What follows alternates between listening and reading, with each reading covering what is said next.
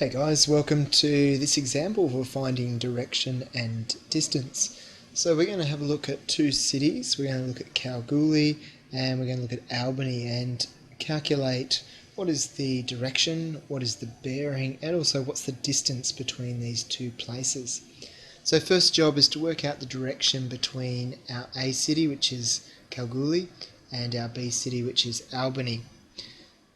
So we have our compass rose here, and we can see that north is at 360 or 0 degrees, and our direction of travel is roughly like this. We can look at our line here, it's straight down like that.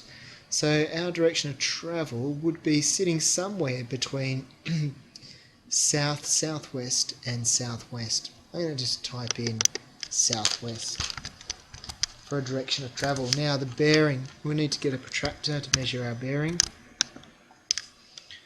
Take the crosshair of the protractor and put it on our city that we're travelling from, or the place we're travelling from. Orientate it so that the 0 of your protractor is pointing up towards north at 0.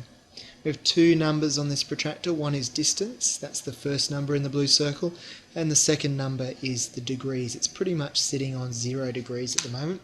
So we'll start tracking around to east. East should be at 90 degrees, and we can see 90 there as our second reading. Keep tracking around to south, which is 180 degrees. 180, we can see it there in our blue circle. And keep coming along until we meet our line that we drew between the two cities. So there's the line. So there we are, sitting on the line. Excuse me. And we can see that our bearing there is 214 degrees. So we'll write that in. 214 degrees. Good. So now we need to think about the distance between these two places. So to figure out the distance, we're going to need to look at our scale. Take my ruler across to the scale. And put it on one end of this line. Just flip this around a little bit and draw out to the other end. And we can see in our distance there, it's measuring at 2.6 centimetres. That represents centimetres. So 2.6 centimetres this line on the map. And it's saying that in real life, that is working out to be 300 kilometres. So let's work out what 1 centimetre would work out to be in kilometres. Go across to our distance tab. Make that a bit bigger. Okay, so we've got 2.6 centimetres on the map, working out to be 300 kilometres on the ground. So let's get that down to 1 centimetre. The way we can do that is simply 2.6 by 2.6, and that takes it to 1 centimetre. Whatever we do to one side over here, we need to also do on the other side to keep it in proportion.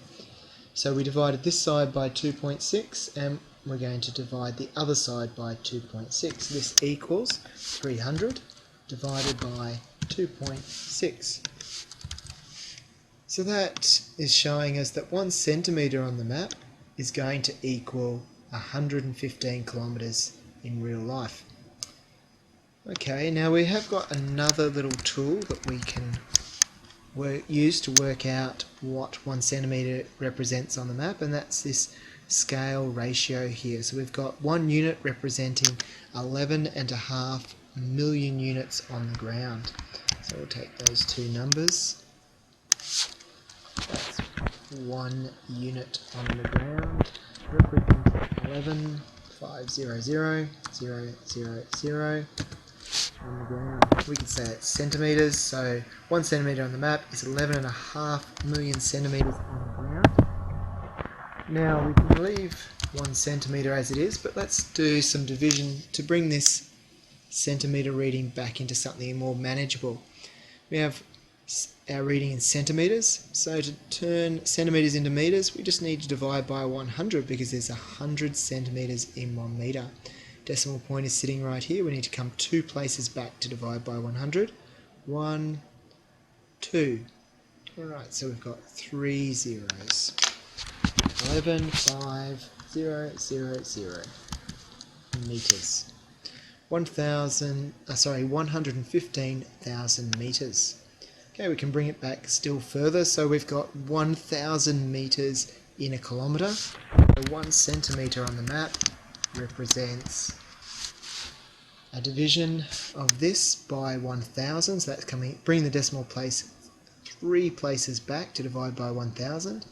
That's 1, 2, 3. So it brings us back to 115 kilometres. Right, so we're pretty safe to say that every centimetre on our map is going to represent 115 kilometres in real life.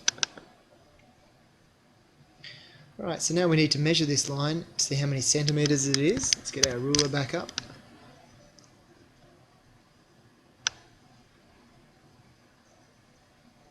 And measure out. So I'm going to draw this line all the way down to Albany, from Kalgoorlie to Albany. Alright, and we can see that in the distance reading in that blue circle, we've got just over 5, so basically 5 centimetres.